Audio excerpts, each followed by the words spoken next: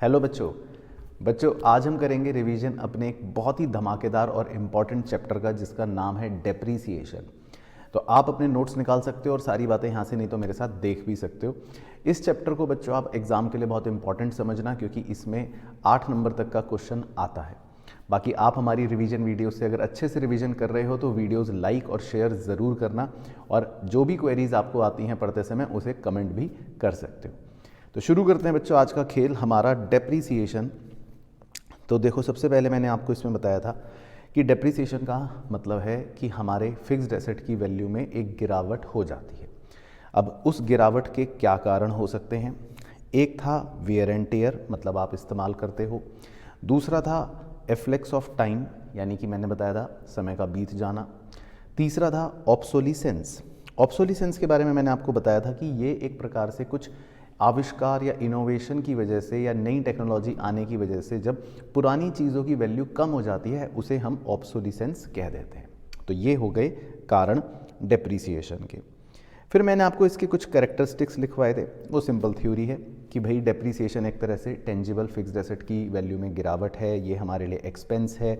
ये एक non cash expense होता है क्योंकि इसमें हम कोई कैश इन्वॉल्व नहीं करते, और एक तरह से ये हमारे एसेट की कॉस्ट को एलोकेट करने का तरीका होता है।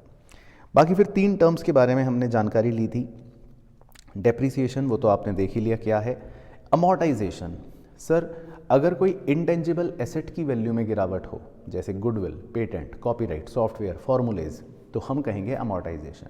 लेकिन अगर किसी नेचुरल रिसोर्स की वैल्यू में गिरावट होगी तो हम कहेंगे डिप्लीशन। तो ये 3 वर्ड्स देखे थे। बाकी कॉजेज़ मैंने आपको बता ही दिए कि क्यों डेप्रीसिएशन होता है, और इसके कुछ ऑब्जेक्टिव्स भी थे, ये भी थ्योरी में पूछ लेता है। पहला, हम करेक्ट प्रॉफिट या लॉस निकालते हैं। दूसरा, हमारे फाइनेंशियल पोजीशन की ट्रू पिक्चर दिखाता है। तीसरा, ये सही कॉस्ट ऑफ प्रोडक्शन बताता है। और चौथा, भविष्य में अगर हमें रिप्लेस करना हो अपने एसेट को तो उसके लिए भी ये फंड्स को प्रोवाइड करने में मदद करता है। तो ये उसके कुछ 4 ऑब्जेक्टिव्स हैं डेप्रीसिएशन को प्रोवाइड करने के। फिर हमने एक बड़ा इंपॉर्टेंट टॉपिक थ्योरी के अंदर पढ़ा था कि डेप्रीसिएशन को कौन कौन से फैक्टर्स अफेक्ट करते हैं, मतलब डेप्रीसिएशन किन चीज़ों से प्रभावित होगा। पहला था कॉस्ट। अब कॉस्ट को आप अच्छे से पढ़ना, क्योंकि कॉस्ट में मैंने आपको सिखाया था कि कॉस्ट ऑफ द एसेट हम किसे कहते हैं। कॉस्ट का मतलब होता है परचेज प्राइस प्लस फ्रेट या अदर कॉस्ट, मतलब आपने कोई मशीन खरीदी और उस मशीन को खरीदने के बाद उस पर कोई फ्रेट का खर्चा या इस तरह का खर्चा दिया, प्लस इंस्टॉलेशन एक्सपेंस, उसको इंस्टॉल करवाया, इस तरह के एक्सपेंस, इन सबको हम ऐड करेंगे। लेकिन जीएसटी अगर हम पे करते हैं, वो ध्यान रखना है, वो कभी भी कॉस्ट का पार्ट नहीं होता, क्योंकि जीएसटी पेड को आपने पढ़ाई है जीएसटी चैप्टर में, हम अलग से इनपुट जीएसटी के नाम से शो करते हैं। बाकी कॉस्ट के अंदर कभी भी इंटरेस्ट पेमेंट्स नहीं आते, ये बात भी मैंने आपको एक एग्जाम्पल में समझाई थी और आगे क्वेश्चनों में भी कवर हो रही थी। अच्छा जी, दूसरा फैक्टर होता है एस्टिमेटेड रेसिडुअल वैल्यू। इसका मतलब तो सिंपल है, जिसको आप कहते हो स्क्रैप वैल्यू, यानी कि जब हमारे एसेट की लाइफ ख़त्म होगी तो उस समय हमारा एसेट कितने रुपए का बिक जाएगा, जिसको कहते हैं एस्टिमेटेड रेसिडुअल वैल्यू। बाकी एक छोटा सा फॉर्मूला आपको लिखवाया था डेप्रिशिएबल अमाउंट का, कॉस्ट माइनस स्क्रैप वैल्यू, ये याद रखना है। तीसरा फैक्टर था यूज़फुल लाइफ, यानी कि हमारी मशीन कितने साल चलेगी, उसको बोल देंगे एस्टिमेटेड यूज़फुल लाइफ। तो 3 फैक्टर्स डेप्रिसिएशन को अफेक्ट करते थे। तो यहाँ तक आप समझ लो थ्योरी की कहानी खत्म हो गई। अब चैप्टर का मेन कार्यक्रम शुरू हो रहा है। अब जो बातें रिवाइज करवाऊंगा वो अच्छे से याद होनी चाहिए कि भाई आपको मैंने सिखाया था कि डेप्रिसिएशन को रिकॉर्ड करने के 2 तरीके होते हैं, मतलब 2 तरह के मुंशी हैं। पहला मुंशी क्या कहता है और दूसरा मुंशी क्या कहता है, बड़े ध्यान से ऑब्जर्व करना। मेथड 1 में मैंने आपको सिखाया था कि सबसे पहले ये एसेट परचेज करते हैं, तो एसेट परचेज की क्या जर्नल एंट्री होगी, simple, asset account debit to bank. दूसरा मुंशी भी सेम एंट्री करता है, asset account debit to bank. लेकिन जो इनका मेन डिफरेंस है वो है सेकेंड एंट्री में, जब ये डेप्रीसिएशन की एंट्री रिकॉर्ड करते हैं। तो जब डेप्रीसिएशन की एंट्री रिकॉर्ड होती है तो पहला मुंशी करता है डेप्रीसिएशन टू एसेट, यानी कि वो एसेट की वैल्यू कम करता है। लेकिन दूसरा मुंशी, बड़े ध्यान से देखना क्या सिखाया था, दूसरा मुंशी एंट्री करता है depreciation debit to provision for depreciation. वो इसका मतलब एसेट की वैल्यू कम नहीं करता, वो उसको एक प्रोविजन फॉर डेप्रीसिएशन के नाम से नई लायबिलिटी बनाकर शो करता है। यही इसमें डिफरेंस था। बाकी तीसरी एंट्री तो बेसिक थी कि इस डेप्रीसिएशन के एक्सपेंस को P&L में ट्रांसफ़र कर देंगे, एंट्री हो जाएगी P&L account debit to depreciation, दोनों मुंशियों की सेम। तो ये हो गए रिकॉर्ड करने के 2 तरीके, बिल्कुल इसको ध्यान से ऑब्जर्व करना है। सवाल में क्वेश्चन में दिया होगा कि आप मेथड 1 से करो या मेथड 2 से करो। बाकी डेप्रीसिएशन को कैलकुलेट करने के बच्चों 2 तरीके होते हैं, ये तो आपको पता ही है, इसमें ज़्यादा हम टाइम वेस्ट ना करें तो भी ठीक है। पहले मेथड को कहते हैं स्ट्रेट लाइन मेथड। इसमें कहानी ये थी कि ये सिंपल मेथड होता है, ओरिजिनल कॉस्ट पर हम डेप्रीसिएशन कैलकुलेट करते हैं, हर साल डेप्रीसिएशन की वैल्यू सेम कांस्टेंट चलती रहती है, और इसके हमने कुछ मेरिट्स डीमेरिट्स भी लिख लिए थे, वो बेसिक थ्योरी है। इसमें एसेट की वैल्यू जो है वो 0 हो जाती है एंड में जाकर। बाकी इसको निकालने का फॉर्मूला है cost minus scrap value divided by useful life of asset. Percentage में निकालने का फॉर्मूला है depreciation per annum divided by cost into 100, simple. दूसरा होता है बच्चों रिड्यूसिंग बैलेंस मेथड या डिमिनिशिंग बैलेंस मेथड, जिसको हम लोग प्यार से WDV कहते हैं। अब इस मेथड के अंदर बेसिकली कहानी ये थी कि हमारे हर साल जो डेप्रीसिएशन लगने के बाद मशीन की बुक वैल्यू बचती है, हम उस पर फिर दोबारा अगले साल का डेप्रीसिएशन लगाते हैं। तो यहाँ पर डेप्रीसिएशन का अमाउंट सेम या कांस्टेंट नहीं रहता, यहाँ हर साल डेप्रीसिएशन की वैल्यू बल्कि कम होती रहती है। लोड इसमें मतलब ये था कि एसेट की वैल्यू कभी 0 नहीं होगी, लेकिन हर साल डेप्रीसिएशन कम लगता रहेगा। बाकी इसके मेरिट्स में हमने ये लिखा था कि जब बाद में रिपेयर्स के खर्चे थोड़ा सा बढ़ जाते हैं तो ऐसे में P&L पर लोड सेम पड़ता है, क्योंकि डेप्रीसिएशन कम लगता है लेकिन रिपेयर का खर्चा ज़्यादा होना शुरू होता है। उस केस में लोड P&L पर सेम रहता है। बाकी ये मेथड इनकम टैक्स एक्ट में एक्सेप्टेड है। डीमेरिट्स भी इसके सिंपल लिखवाए थे कि ये सिंपल मेथड नहीं है, थोड़ा सा इसकी कैलकुलेशन मुश्किल है। इसका फॉर्मूला लिखवाया था, हालांकि आपको याद करने की ज़रूरत नहीं है। चलो, तो ये हो गई जी कहानी। अब मैं आपको बता रहा हूँ, देखो मैंने आपको पहले SLM मेथड के कुछ एग्जाम्पल्स करवाए थे, ठीक है ना। तो इन एग्जाम्पल्स को आप देख सकते हो रिवाइज करने के लिए कि भाई इसमें हर साल हमारी जो गिरावट होती है डेप्रीसिएशन वो सेम चलती रहती है। WDV में क्या होता है कि हमारी गिरावट हर साल कम होती रहती है और हर साल हम एक नए रिवाइज्ड वैल्यू पर, रिवाइज्ड बैलेंस पर डेप्रीसिएशन कैलकुलेट करते हैं, जैसा आप यहाँ पर देख रहे हो। अब देखो इसके बच्चों अलग अलग एग्जाम्पल्स आपको करवाए थे, जैसे ये छोटा से एग्जाम्पल डेप्रीसिएशन निकालने के, या किसी में आपको दोनों तरह के केसेस में देखो एंट्रियाँ करवाई थी। तो इन एग्जाम्पलों को आपको अब करने की ज़रूरत नहीं, इनको आप एक बार ओवरव्यू ले सकते हो, है ना। जैसे आप मशीन अकाउंट देखोगे तो इस तरह से बनवाया था, और डेप्रीसिएशन अकाउंट जो है उसमें ऐसी पोस्टिंग हो गई। लेकिन अगर आप मेथड 2 से बनाते हो तो फिर आपको प्रोविज़न फॉर डेप्रीसिएशन अकाउंट बनाना पड़ता है, तो उसमें आपको अपनी जर्नल एंट्रियों की पोस्टिंग करनी पड़ेगी। हाँ, अब बाकी देखो हमने बुक के क्वेश्चंस करे थे, वो आप इस तरह से याद रख सकते हो प्रैक्टिस के लिए कि पहले आप देखो SLM मेथड के क्वेश्चंस करोगे। जैसे ये एक SLM मेथड का है, तो एक डेमो देख लेते हैं। अब जैसे इसमें आपने एक मशीन अकाउंट बनाया, तो जब परचेज करते हैं तो डेबिट साइड लिखते हैं, डेप्रीसिएशन है तो क्रेडिट साइड लिखते हैं, और फिर बैलेंस बच जाएगा, बस सिंपल। तो हर साल हम डेप्रीसिएशन लिखते रहेंगे और बैलेंस बचता रहेगा। तो जब भी हम अगर मतलब मशीन खरीदने की बात करेंगे तो आप ये याद रखना, दोबारा देख लो डेमो। तो हम मशीन परचेज करते हैं तो डेबिट साइड में लिखते हैं टू बैंक अकाउंट, है ना, और साल के एंड में क्रेडिट साइड पर लिखते हैं वहाँ पर बाय डेप्रीसिएशन, फिर बैलेंस बच जाएगा। अगले साल फिर बाय डेप्रीसिएशन, फिर बैलेंस बच जाएगा, फिर डेप्रीसिएशन, फिर बैलेंस बच जाएगा। तो ये तो हो गई नॉर्मल अकाउंटिंग।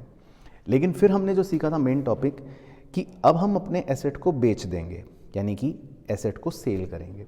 तो बच्चों जब हम सेल करते हैं तो 2 बातों का विशेष ध्यान रखना है, ये आपको पता होना चाहिए। अब जैसे मान लो आपने सेल करा, तो कभी भी जब आप सेल करते हो तो उस सेल करने में आपको लॉस या प्रॉफिट कुछ भी हो सकता है, और वो निकालना, सही निकालना बहुत इंपॉर्टेंट है। तो उसकी प्रैक्टिस आप ज़रूर करना। तो उसके लिए आप, जैसे हमारा ये क्वेश्चन था, आप ये कर सकते हो, है ना। इसमें देखो आपको ऐसे ही दिखा देता हूँ। हमने मशीन 1 मशीन 2 परचेज़ करी तो डेबिट में आ गया, फिर 1 साल बाद उसका डेप्रीसिएशन लग गया, उसके बाद 2 साल बाद उसका डेप्रीसिएशन लग गया। अब तीसरे साल में देखो हमने क्या करा था, हमने मशीन 1 को बेच दिया था 3rd ईयर में। तो आप क्रेडिट साइड पे फोकस करना, मैं येलो कलर कर देता हूँ। हमने वहाँ पर 3 बातें लिख रखी हैं। एक तो हमने उसको 1 अक्टूबर को बेचा, तो उसका हमने 6 महीने का डेप्रीसिएशन लिखा। फिर उस डेप्रीसिएशन को निकालने के बाद हमने उसको बेचा 1,43,000 का, तो उसकी सेल वैल्यू लिखी। और फिर उसमें क्योंकि लॉस हो गया तो हमें लॉस को बच्चों क्रेडिट साइड पर लिखना पड़ता है, 75,750। अगर प्रॉफिट होता तो डेबिट साइड पर लिखते, है ना। तो ये बात याद रखनी है, एसेट को बेचते के समय, मशीन को बेचने के समय आपको क्रेडिट साइड पर ये 3 बातें रिकॉर्ड करनी है। बाकी सब नॉर्मल रहता है, डेप्रिसिएशन लिख दिया, बैलेंस बच गया, डेप्रिसिएशन लिख दिया, बैलेंस बच गया, तो ये आपकी मशीन सेल हो जाएगी। अच्छा, फिर ये 11th क्वेश्चन ज़रूर प्रैक्टिस करके जाना। इसमें क्या होता है कि हम एक पूरी मशीन नहीं बेचते, इसमें हम मशीन का सिर्फ एक टुकड़ा बेचते हैं। तो इसमें आपको और ज़्यादा अलर्ट रहना पड़ता है, क्योंकि जब आप किसी मशीन का एक पोर्शन बेचते हो, तो मैंने आपको समझाया था कि अगर एक सिंपलर वे में आपको सॉल्व करना हो तो आप उस मशीन को स्टार्टिंग में ही 2 टुकड़ों में बांट दो। जैसे यहाँ पे मशीन 1 30,000 की थी, लेकिन हमने उसके 1/3 हिस्से को बेचा है, तो मैंने 30,000 के 1/3 पोर्शन को यानी 10,000 को अलग लिख लिया और 20,000 को अलग लिख लिया। उसके बाद अपना क्वेश्चन नॉर्मली सॉल्व करते रहे। देखो, फिर जब मैंने 3rd ईयर में जाकर यहाँ पर मशीन 1 के उस वाले हिस्से को बेचा, यानी 1/3 वाले पोर्शन को बेचा, तब आप गौर फरमाना, मैंने उसको नाम दिया था M1B। तो हमने खाली M1B वाले हिस्से को बेचा, है ना। बाकी बेचने का प्रोसेस वही रहेगा। आप डेप्रिसिएशन इसमें कुछ था नहीं, क्योंकि 1 अप्रैल को ही बेच दी। बाकी लॉस निकाला वो लिख देंगे, सेल वैल्यू थी वो लिख देंगे, बस प्रोसेस सेम रहेगा, लेकिन थोड़ा कैलकुलेशन मुश्किल हो जाएगी। तो आप इस क्वेश्चन की प्रैक्टिस करके एक बार खुद से निकाल के देखना, तो ये हो जाएगा। तो इसी तरह से कई बार क्वेश्चन के अंदर आपको कह देता है कि आपने एक पार्ट ऑफ द मशीन को बेचा है। अच्छा, प्रोविजन फॉर डेप्रिसिएशन, अगर इस मेथड की बात करूं, जो मैंने इसके भी एग्जांपल और क्वेश्चंस आपको करवाए थे, इसमें कहानी कुछ ऐसी होती है, आपको अकाउंट से समझाता हूं कि अब हम मशीन अकाउंट के अंदर डेप्रिसिएशन रिकॉर्ड नहीं करते। इस मेथड में डेप्रिसिएशन कभी भी मशीन अकाउंट में नहीं लिखा जाता। तो आप देखोगे मशीन अकाउंट में सिर्फ बैलेंस है और बाद में हमने सेल कर दी तो वो आ गया। लेकिन हम डेप्रिसिएशन को कहाँ लिखते हैं? PFD अकाउंट में, प्रोविजन अकाउंट में। तो आप यहाँ पर देखोगे बाय डेप्रिसिएशन, अगले साल भी बाय डेप्रिसिएशन, उसके बाद भी बाय डेप्रिसिएशन। और जब हम मशीन को बेचते हैं तो हमें उसके डेप्रिसिएशन को क्लोज करना पड़ता है। ये बात सबसे इंपॉर्टेंट थी। इस क्वेश्चन या एग्जाम्पल की प्रैक्टिस भी ज़रूर करना। तो ये जो आपको C का सिंबल बनवाया था, टू मशीन अकाउंट 45,000, तो ये उस मशीन का डेप्रिसिएशन है जो हमने बेच दी। तो हमने यहाँ पर एक मशीन बेची थी, उसके डेप्रिसिएशन को हम क्लोज कर देते हैं। तो ये एक इसमें फंडा याद रखना है।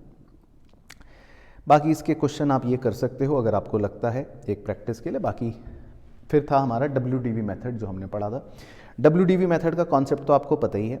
बाकी इसमें आप देखो, जब हम मशीन अकाउंट बनाते हैं तो जो हमारा बैलेंस बचा, बस आप ये फोकस करना, जो फर्स्ट ईयर में बाय बैलेंस CD बचा, तो अगले साल हम उस बैलेंस पर डेप्रिसिएशन कैलकुलेट करते हैं। तो इसमें बस आपके हर साल डेप्रिसिएशन की फिगर सेम नहीं रहेगी, हर साल नए बैलेंसेस पर आपको डेप्रिसिएशन निकालना पड़ेगा। लेकिन हाँ, अकाउंटिंग पूरी तरह सेम है, खरीदना बेचना सब कुछ, लॉस निकालना, वो सारा कार्यक्रम देखो पूरी तरह सेम है। उसके लिए मैं आपको एक बड़ा क्वेश्चन का मशीन अकाउंट दिखा भी दूंगा चाहे। जैसे हमने एक बनाया था, तो डेप्रिसिएशन लिख लिया, फिर मशीन परचेज करी तो डेबिट में लिख लिया। उसके बाद हमने देखो इसमें 3rd ईयर में लास्ट में देखो वहाँ पर मशीन सेल कर दी, तो क्रेडिट साइड में हम 3 बातें लिख देंगे, है ना, जो उसका डेप्रिसिएशन था, फिर जो लॉस आया और जो सेल हुई। बस अकाउंटिंग सेम रहेगी, बस आपको कैलकुलेशन थोड़ी सी मुश्किल करनी पड़ सकती है। बाकी इसमें ये क्वेश्चन आप मार्क कर सकते हो, ये भी इंपॉर्टेंट है। इसमें भी पूरी मशीन बेचने की बजाय कई बार वो मशीन के पोर्शन को बेचता है। तो जैसे इसमें उसने 1/4 पोर्शन को बेचा है मशीन के, है ना।